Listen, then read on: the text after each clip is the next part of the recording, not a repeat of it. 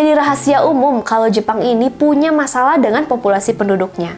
Rendahnya angka kelahiran membuat banyak sekali sekolah di sana terpaksa untuk tutup.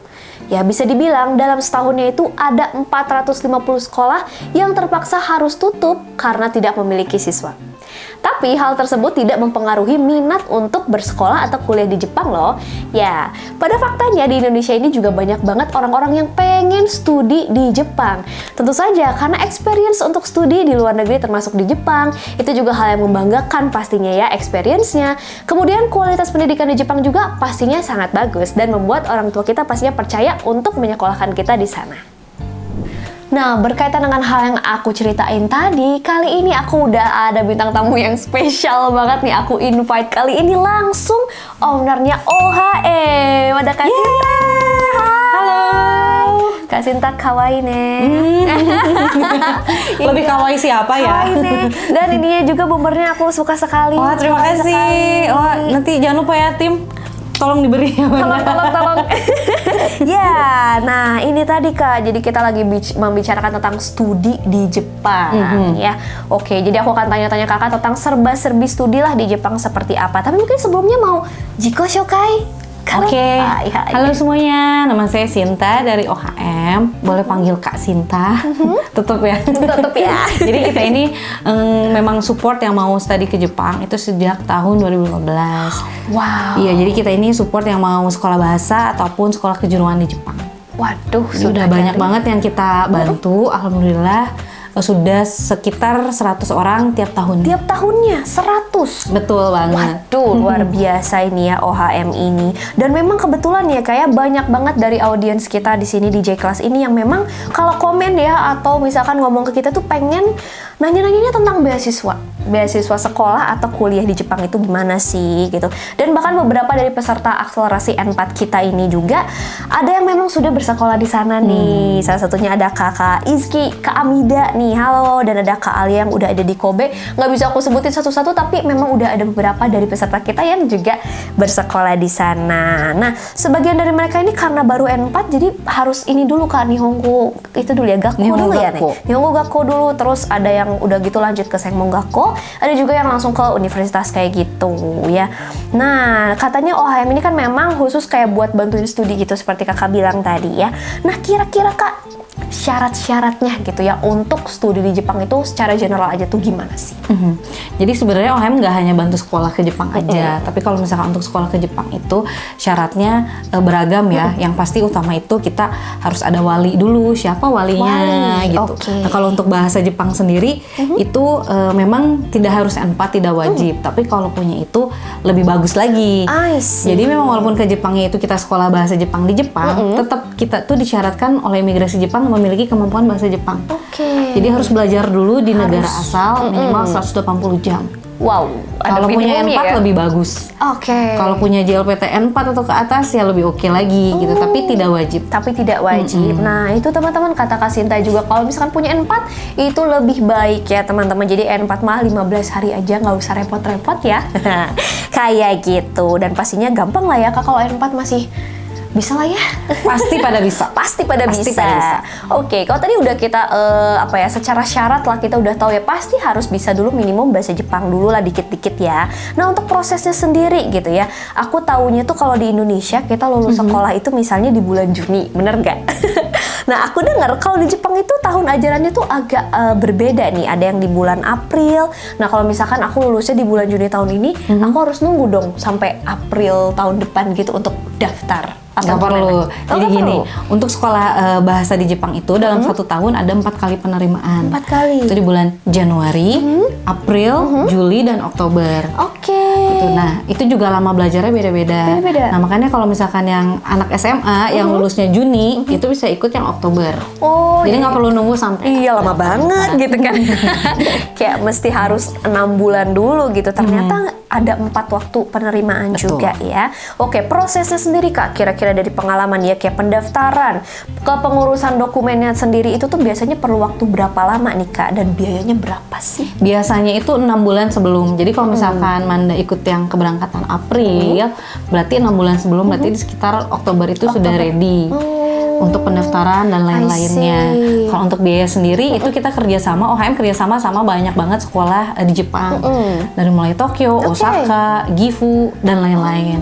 Nah kalau misalkan untuk biaya, rata-ratanya ya kita rata-ratakan untuk biaya awal itu sekitar 55 sampai 70 jutaan lah. Sekitar segitulah ya. Itu biaya awal. Biaya awalnya. Iya, kalau semester selanjutnya itu lebih murah lagi, sekitar 30 jutaan. Ya masih worth sih teman-teman, ini di Jepang loh ya. Jadi Benar kalau satu banget. semesternya segitu tuh masih oke lah. Begitu ya. Nah, jadi kalian harus siap-siap ready biaya di awalnya seperti itu. Cuman mungkin ada beberapa kendala juga gitu ya. Kalau yang ke Jepangnya untuk kerja, ya baik untuk magang, top tegino lah katakan. Biasanya kan pasti pada ribut juga nanyainnya dana talang nih Kak. Nah, kalau konteksnya sekolah, ada nggak sih yang serupa dengan dana talang tersebut kira-kira? Oke. Jadi kalau di OHM itu ada banget. Jadi di OHM itu ada program beasiswa, kita ada beasiswa caregiver, ada beasiswa engineering namanya, dan ada juga yang biaya awalnya istilahnya ditalangin dulu bisa atau ya? dibantu dananya dulu. Dibantu gitu. dulu. Ada juga di OHM. Wah, Lengkap hebat pokoknya. sekali. Lengkap sekali ya, luar biasa. Dan karena memang kalau nggak dari beasiswa ya pasti dari dana talang ya, mau nggak mau ya kayak Iya, gitu. atau biaya sendiri, Atau full biaya mandiri. sendiri. Betul sekali. Dan beberapa waktu lalu nih aku tuh ada dengar-dengar kasus penipuan nih Kak Sinta ya, terkait penyalur kayak tenaga kerja gitu di Jepang. Nah kalau misalkan kita nih, gimana sih caranya atau tips-tipsnya dari Kak Sinta lah supaya nggak kena tipu oknum-oknum kayak gitu tuh? Oke, yang sayangnya banyak banget ya sekarang tuh yang seperti itu. Bahkan banyak juga yang datang ke OHM tuh curhat masalah itu gitu. Aduh. Sayangnya memang mungkin informasi tentang OHM juga belum menyeluruh sampai ke seluruh Indonesia. Makanya mungkin melalui channel ini juga ya, supaya teman-teman se-Indonesia bisa tahu gitu informasi yang baiknya, yang benarnya seperti apa. Gitu. Jadi kalau untuk memilih lembaga yang baik, itu bisa dilihat juga mungkin dari websitenya, dari reviewnya, dari testimoninya, gitu, dan juga dari media sosialnya. Kayak OHM sendiri juga kita ada Instagram, followersnya juga alhamdulillah lumayan, gitu. Cuman sayangnya saat ini Instagram kita itu sedang bermasalah. Tapi kita ada Instagram yang baru juga, nanti mungkin bisa disebutkan di akhir. Langsung di follow aja nanti ya buat info-info terkini tentang OHM sendiri. Nah di sini yang menariknya kalau dari OHM itu katanya juga punya program yang tadi tuh kayak ada dana talang tadi sebesar 500.000 yen. Wow, bener nih Kak nih. Iya, gimana banget. Jadi memang kita ada program untuk bantuan dana awalnya itu sebesar 500.000 yen atau sekitar 50 jutaan. Iya betul. Nah itu gimana? Yaitu nantinya biaya awalnya dibantu segitu, sebesar gitu. Nah nanti selama sekolah bahasa di Jepang itu orang tua, ayah atau ibu yang membayarkan kembali biaya itu secara dicicil. Secara dicicil. Yang membayar berarti bukan si anaknya ya? Bukan. Karena pasti ada yang mikir gitu kan. Jadi teknis pengembalian dana talang itu gimana nih? Ada yang mikir mungkin di sana sembari sekolah, sembari baito, sembari mencicil gitu. Ya, boleh nggak kalau gitu? Nah, dengan program ini tuh memang sebenarnya si anak itu sekolah bahasa nanti juga untuk part time-nya juga udah disupport. Tempat tinggalnya juga udah disupport gitu. Jadi si anak mah kita fokus aja deh sekolah gitu. Kalaupun nantinya dari hasil baito bisa menabung, silahkan. Itu nanti bisa untuk melanjutkan sekolah selanjutnya gitu. Yang untuk mengembalikan dana bantuan ini itu orang tua. Oke, lebih ke wali atau sponsor ya di Indonesia, of course ya. Baik, kita ke pertanyaan berikutnya teman-teman ya. Ini mah ya kalau misalkan nih kita tuh udah lulus N2, udah punya nih aku sertifikat N2 di Indonesia. Apakah misalnya ketika di Jepang aku harus tetap ambil Nihongo Gakko-nya dulu, atau aku bisa langsung masuk ke Sengmon Gakko atau mungkin langsung ke universitas tersebut? Apa gimana? Jadi untuk Nihongo Gakko atau sekolah bahasa Jepang di Jepang itu bukanlah hal yang wajib, tapi ya disarankan guys untuk orang asing. Jadi seperti kayak kita ke Jerman juga kan, kalau kita mau masuk universitasnya akan lebih baik sekolah bahasa Jermannya dulu. Kurang lebih kita harus menguasai bahasanya dulu lah. I see. Gitu. Jadi kalau misalkan udah punya N2 gimana nih? Apakah wajib? Kalau wajib tidak. Tapi kalau mau ya diperbolehkan. Toh yang ke OHM juga yang daftar sudah N2 pun ada. Gitu. Atau mau langsung ke sekolah kejuruan atau Sengmon Gakko atau universitas pun bisa. Bisa aja berarti ya. Oke, begitu menjawab pertanyaan kalian kan selama ini. Nah, kalau nih Kak misalkan kita masuk ya, ada ujian masuk nggak sih? Kayak misalkan jenis-jenis ujian yang biasanya kita lakukan nih kalau di sana tuh apa sih? Karena kalau di Indonesia kan pasti ada tes masuk. Di Jepang ada nggak yang serupa dengan itu? Kalau untuk ke sekolah bahasa sendiri, sekolah untuk bahasa. tes tulis tidak ada. Tidak ada? Tapi ada wawancara. Nah, Wawancara. interview. Tapi nanti sebelum interview pun sama OHM kita ada latihan interviewnya dulu. I see. Jadi si anak bisa menjawab dengan baik lah pada saat interview. Oke, Seperti itu interview biasanya ditanya apa aja sih Kak? Kalau boleh beragam. tahu. Lebih ke kayak si sekolah ini ingin tahu nih si tujuan anak ini apa sih, ingin sekolah ke Jepang. Jadi Purpose-nya berarti. iya, ditanya kayak kenapa kamu suka Jepang? Tujuan kamu setelah lulus sekolah bahasa apa? Lebih ke seperti itu sih. Oke, berarti jawaban ini sangat menentukan kamu diterima atau tidak juga ya. Hati-hati. Iya. Kebanyakan sekolah sih biasanya tidak seketat itu, Tidak tapi ada juga sekolah yang memang sangat ketat ya untuk masalah interview ini. Waduh, berarti teman-teman yang udah preparation juga jangan melupakan ini nih. Poin penting itu ketika interview, jangan sampai ada yang gagalnya di interview. Betul, dan nanti sendiri. pasti dibantu sama OHM sih supaya preparationnya perfect gitu. Ready lah ya untuk siap sekolah di sana. Oke, nah itu dia tadi udah ada beberapa frequently asked question yang udah kita tanya sama Kak Sinta dan terjawab semuanya loh teman-teman. Oke, thank you banget nih Kak Sinta. Thank you juga, Manda. Iya, barangkali Kak Sinta ada yang mau disampaikan nggak sama teman-teman J Family di rumah yang menonton? Oke, ya, jadi teman-teman yang mau sekolah, yang mau bekerja ke Jepang, karena kan OHM ini kita juga SO ya, SO, Sending Organization.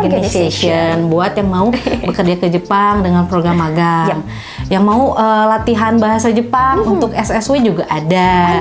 Wah. Pokoknya di kita ini info biaya sangat transparan dan juga murah, insya Allah. Insya Allah. Pastinya se-Indonesia Se-Indonesia paling murah, juara OHM, nggak usah kemana-mana lagi, langsung aja ya. Langsung aja konsultasi, pokoknya konsultasi gratis. Kadang kan ada yang aku boleh nggak tanya-tanya dulu gitu. Iya, Jangan takut. jangan takut. Boleh Datang banget. langsung boleh dong? Datang langsung boleh, by Oke. WhatsApp dulu boleh. Alamatnya di mana nih Kak? Kita ada di Jalan Pasir Letik nomor 14, Kabupaten Bandung. Langsung Dekat sama kantornya Yes, Wagomuen. kita tetanggaan. Oke, seperti itu. Dan mungkin yang tadi juga pengen nanya-nanya dulu melalui WhatsApp atau sosial media, bisa kalian langsung kontak nomor di bawah ini.